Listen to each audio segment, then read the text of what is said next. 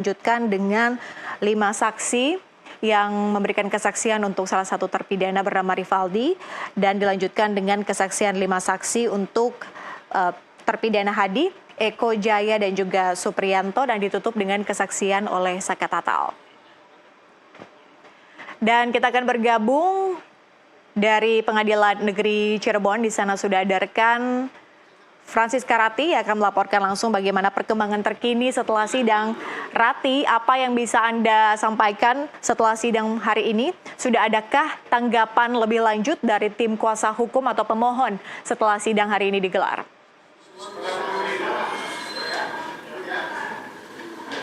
Ya baik, memang kesaksian dari Saka Tatal ini sekaligus menutup rangkaian sidang lanjutan peninjauan kembali yang digelar pada hari ini, di mana Saka Tatal merupakan saksi mahkota yang akan meringankan dan juga sekaligus mengkonfirmasi bagaimana kondisi pada saat penangkapan hingga berujung adanya kekerasan yang diduga dilakukan oleh oknum aparat, sehingga para terpidana ini terpaksa harus mengakui dan menandatangani berkas acara perkara sehingga menyebabkan mereka harus divonis penjara seumur hidup.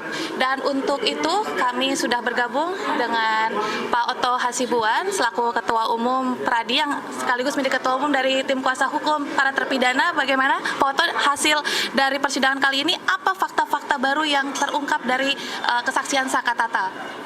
Ya, hari ini kan kita bisa mendapatkan hal-hal yang baru sekali ya.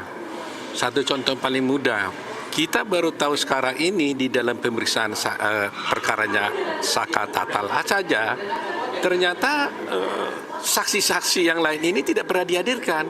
Jadi bayangkan, kan ada berapa orang dijadikan terdakwa ya. Kalau nggak salah ini ada 7 ya kan. Ya, kemudian yang 7 ini Saka jadi saksi. Yang 6-nya ini ternyata nggak pernah dibawa jadi saksi di pengadilan semuanya. Yang dibawanya 2. Jadi bagaimana bisa mengkonfirmasi ada suatu perbuatan pidana, sedangkan saksi-saksi ini hanya dibacakan aja keterangannya tanpa disumpah, orangnya tidak hadir gitu loh. Nah ini kan suatu fakta yang baru kita ketahui sekarang ini. Nah dulu bayangkan kenapa ini nggak bisa terungkap, karena Saka baru berumur 15 tahun. Ya dia nggak tahu apa-apa gitu loh. Jadi baru SMP kelas 1. Jadi itu yang terjadi ya, fakta-fakta yang terjadi sana. Nah, yang kedua, kita juga bisa melihat tadi betapa ada berita acara ya, ternyata dia tidak pernah diperiksa, tapi langsung diberikan disodorkan untuk tidak ditandatangani, tanpa pernah dia ditanya-tanya tentang isinya, dan dia tidak pernah disuruh membaca apa isinya, tapi disuruh tanda tangan. Ya kan? Ini yang kami katakan di dalam permohonan kami, ini kan melanggar prinsip Miranda Rules, yaitu penyidik wajib memberitahukan kepada seorang tersangka bahwa dia itu berhak untuk didampingi pengacara ya, dan berhak untuk diam apabila dia diperiksa oleh polisi di mana ancaman hukumannya itu lebih daripada 5 tahun. Nah ini ternyata terbukti, Saka sendiri juga ternyata nggak diperiksa, walaupun ada tanda tangan Saka, dikatakan di situ ada didampingi adalah oleh pengacaranya yang bernama Titin, tapi Titin sendiri sebenarnya pada waktu diteken itu tidak hadir. Jadi Saka menandatangannya tersendiri, Titin menandatangannya tersendiri. Nah nanti akan kita coba minta, mudah-mudahan Titinnya mau, supaya Titin bercerita kenapa ini bisa terjadi. Pengacaranya kita minta, kenapa bisa terjadi seperti itu. Kita juga akan bertanya pada Titin, kenapa Titin sampai bisa tanda tangan itu padahal dia tidak mendampinginya. Nah ini kan satu hal yang serius sekali gitu. Dan yang paling penting kita lihat betapa penyiksaan itu sangat kejam. Balsam disuruh masukkan kepada alat kelaminnya, ya kan? Mata distrom, tangan diinjak dengan kursi gitu, ya didudukin gitu, minum air kencing. Ini negara kita, ini negara apa kalau sampai bisa itu kita biarkan? Jadi makan, dibuang makanan di lantai, disuruh makan pakai mulut sendiri. Nah ini kan sangat menyedihkan, ya kan? Sangat menyedihkan sekali. Saya tidak kebayang di negara hukum kita ini bisa terjadi seperti itu. Nah ini kewajiban kita bersama, harus membersihkan hal-hal seperti ini. Karena citra kepolisian kan menjadi buruk kalau ini kita biarkan. Nah, oleh karena itu, selain tujuan kami adalah menegakkan keadilan bagi para pemohon PK ini, kami juga mempunyai beban, keinginan agar pemerintah, penegak hukum bisa membersihkan penyiksaan-penyiksaan seperti ini dari Indonesia ini. Nggak boleh lagi terjadi hal itu seperti di zaman kita, zaman tidak merdeka saja gitu.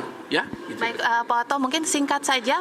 Poin-poin apa saja yang akhirnya harus meloloskan atau bagaimana majelis hakim akhirnya bisa meloloskan PK yang diajukan oleh para terpidana ini? Kan kita harus pahami juga sebenarnya bahwa nanti yang memutuskan perkara ini bukan hakim yang sekarang.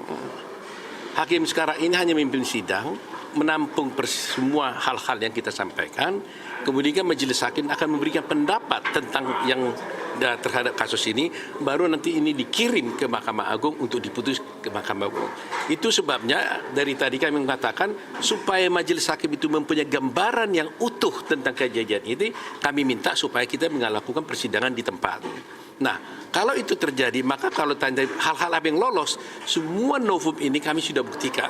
Seperti yang selalu saya katakan, bahwa seseorang yang diperiksa oleh penyidik, dia juga tersangka, maka penyidik wajib memberitahukan kepada tersangka ini bahwa dia berhak untuk didampingi pengacara dan dia berhak untuk bungkam atau punya hak ingkar namanya. Ya, the right to be silent. Jadi diam aja pun dia boleh, nggak boleh dipaksa.